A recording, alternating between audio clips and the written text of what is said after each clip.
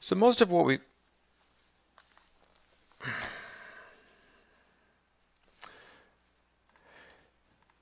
Sorry about that.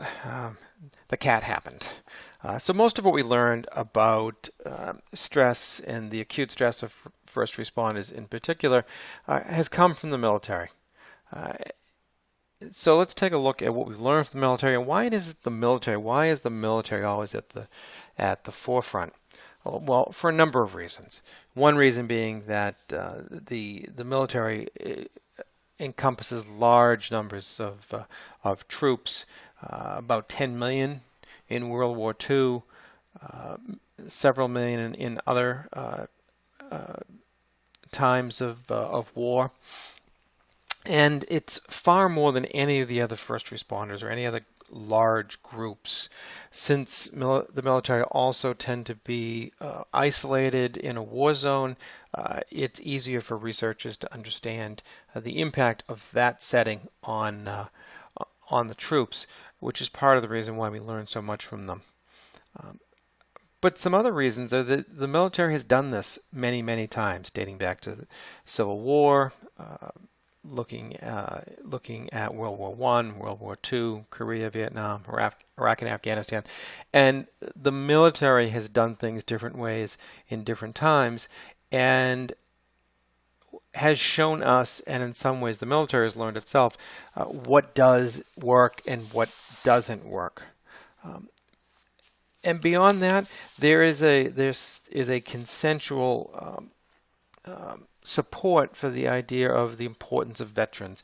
Therefore, when veterans struggle to reintegrate into society because of stress, the military and the government typically will use resources to mitigate that stress and figure out why. And that's been the case through most of the wars that we've had, notwithstanding the current issues at Veterans Administration hospitals. When acute stress reactions or a cluster of stress reactions are happening in veterans, there is typically some type of response to understand why and to see how we can learn from that. So the first time that, and this there were mentions in Revolutionary War and Civil War, but the first major observation of stress in the military was referred to as shell shock. This is in World War One.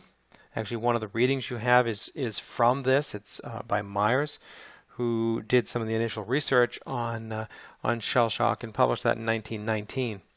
But it was first identified in World War One, and it wasn't clear what it was because it had varied symptoms. Hang on a second. There we go. So it had varied symptoms. It had somatic symptoms or physical symptoms, symptoms like abdominal cramps or diarrhea, sudden and inexplicable blindness, muscular tics, facial tics, muscular tremors. Um, but it also had emotional symptoms as well. Increased anxiety, increased restlessness, easily angered, night terrors, and or nightmares. And these symptoms were so distressful because they were unpredictable. They would come over troops not in battle necessarily, maybe just in a normal conversation, in some cases after they had been separated from the military. But in all cases, it impacted the troops' ability to go back and fight, which is initially what engaged the military in figuring out what the issue was. Um, it was often seen that as these veterans just being uh, cowardly and not wanting to go back to war. From the work of Myers, there was varied treatment. Initially, it was, um, men were shipped home. They were useless to the military. They were shipped home, and that was really the end of it. Through Myers' research, Myers encouraged the military to to remove troops from the front lines at the first sign of any of these symptoms in a base hospital back away from the front, allow them to discharge the stress, to recuperate from the stress, and some of those troops were able to go back and fight again. Some of the troops weren't. But Myers had some success in separating people from the stress, although once they returned to the stress, after getting the equivalent of a rest, once they were returned to the stress, many times the symptoms returned. In World War II, we had moved on from the term of shell shock, and now we're talking about combat fatigue. That was the term of art in World War II.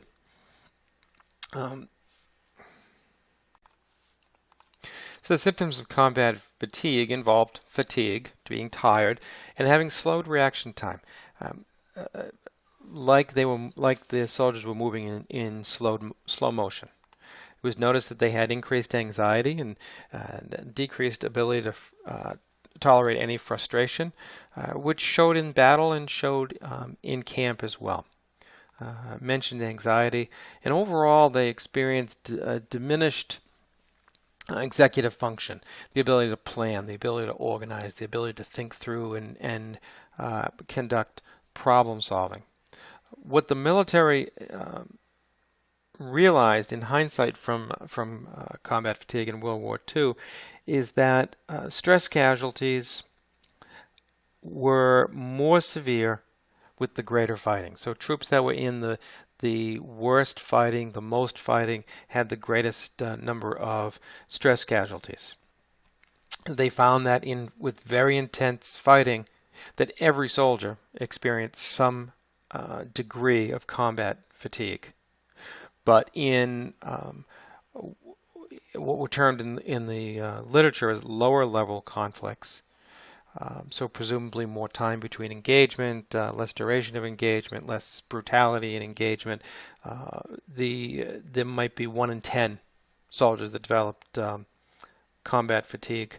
At the tail end of World War II, stress casualties were up around 100 per 1,000 troops, or 10% of the troops were experiencing some type of stress casualty, but this is considered to be an extremely low number because it was very, very late in the war when much of the heaviest fighting had subsided.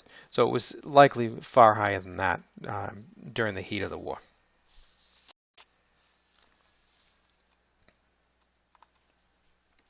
It wasn't until 1980 or in the late 70s that we started talking about what most people think of when they think of stress is post-traumatic stress disorder. It wasn't added to the DSM-3 until 1980, and it was based on research of Vietnam veterans. Vietnam veterans, different than any other veterans of any other wars, experienced stress in a very different way, and symptoms manifested themselves in very different ways. So whereas in World War II there was more combat fatigue, there was more obviously being stressed and overwhelmed with situations, you saw far less of that. And in fact, the research was remarkable for the absence of stress fatigue among Vietnam veterans. Retrospective research, though, is suggesting now that veterans in Vietnam experienced and showed their stress in a very different way. There was a far greater number of Vietnam veterans who were exhibiting, frankly, antisocial symptoms. Far more incidences of fighting and brawling and disobeying orders and just a complete disregard for the typical order of the military, and it's believed that that was the way that Vietnam vets manifested the stress that they were going through. post-discharge, there was a large number of Vietnam vets that experienced post-traumatic stress disorder. Um, and notably, in the most recent version of the DSM, DSM-5, PTSD is no longer considered an anxiety disorder. It was always considered a disorder of mood. As of DSM-5, there is now a new category for post-traumatic stress disorder where it's under trauma-related disorders. So it's not seen as a mood disorder anymore. It's really seen as a reaction to stressors, which in fact is what it is.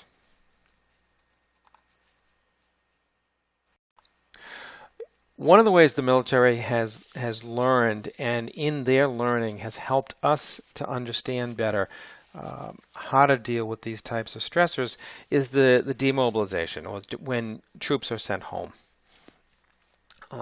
In World War I, about a month before the end of the war, they started thinking about how they're going to send these millions of troops home. And the way they did it was out of necessity. They brought all the troops back, except for the few they needed to leave in country. They brought them all back, sent them to bases closest to their home. They were given physicals. Once they were assured to be healthy, they were given $60, a suit, brought to a train station, and went home. Pretty simple, pretty straightforward. It is notable that in World War I and World War II, these were most soldiers going to war saw it as an honor to go to war, that because they were fighting for their country, there was a high sense of nationalism. Much of that had abated by the time the soldiers experienced what they had experienced, but going to war was a source of pride and honor. And in fact, not being able to go to war because you were physically impaired in some way was a sign of shame that people didn't often talk about. So in World War II, learning from World War I, there's long-term planning for demobilization. Spent a significant amount of time preparing soldiers, and this was very different. They provided soldiers before they were discharged with significant amounts of information, both in movie form, lecture form, book form, to explain what the process would be for getting out of the military, who would get out, when you get out, how you get home. So that was a big difference in providing a significant amount of information. Monthly allowances, rather than giving a stipend at the end of the war, soldiers were given monthly allowances. One of the big concerns was unemployment and dealing with that, so monthly given some money to be able to bridge the gap until they were employed, they were cleared medically and sent home. Soldiers were demobilized from the field in groups, sent to bases to be discharged, and didn't travel with their entire group because different parts of their squads would have different credits for discharge, but they likely traveled with other folks who they had fought, if not beside, in relatively close proximity to. So they weren't alone. They were traveling in groups with others who had experienced what they had experienced. In Vietnam, that all shifted. Vietnam being a very unpopular war, significant protesters, the U.S. military returned to a system of rolling demobilization. That really is irrelevant for what we're talking about here, except to the extent that it means that when soldiers served their amount of time, 12, 13 months, they were sent home. Not their squad, not even 2 or 3 people in their squad. Often one member of a squad would go home. As casualties built up, the squads were joined, and so you'd have members of the squads with different levels of service credit. And once they hit their time, they were sent home. And while they were demobilized through a military base, they were there are numerous incidents of soldiers traveling in uniform in the Vietnam era by themselves, going home by themselves, uh, not getting a lot of support to go home, not getting a lot of support before they went home. Remember, there was less obvious stress reaction. People weren't understanding how the stress was manifesting itself, and these soldiers, rather than greeted as conquering heroes, as past soldiers had been, were confronted with protesters, uh, were personally accused of advancing the horrors of the war, even though the soldier may have not supported the war at all. So that just compounded and added to the alienation and the stress levels of these soldiers going home. By the time we get to Iraq and Afghanistan, through all of the research post-Vietnam and understanding what happened and how that demobilization didn't work, the military moved to a very different model where today, very often, entire squads are mobilized and demobilized together. Uh, Typically in the both in the mobilization and the demobilization, it's happening in a formal way whereby there's a send off, there's a usually a formal ceremony, both coming and going. Um, Ceremonies have a way of adding structure to the experience and can in fact help to uh, give soldiers some resilience to deal with the stress that they'll be confronted with. And these ceremonies appear to have had an impact on the ability of soldiers to reintegrate when they come home. That's not to say that there aren't still significant stress issues. There are. Um, and the military instituted around 1990 instituted family support groups and military resource centers where they're very much like family resource centers. They're really one-stop shopping centers for military families when their loved ones are deployed and for the vet when they come home. They are they they're a resource center to provide linkage with physical health services, mental health services, potentially job services, potentially support services in the gap trying to find employment. It also serves as a social center where people at the resource centers have similar experiences. And again, the whole cultural aspect of being with those in your culture is because you can share experiences. Family members with a loved one overseas can share with another person going through the same situation how hard it's been and maybe gain support, maybe gain some advice, but at least some understanding, someone who knows what it is that they're going through. So all of these experiences from the military, both positive and negative experiences, have lessons for first responders.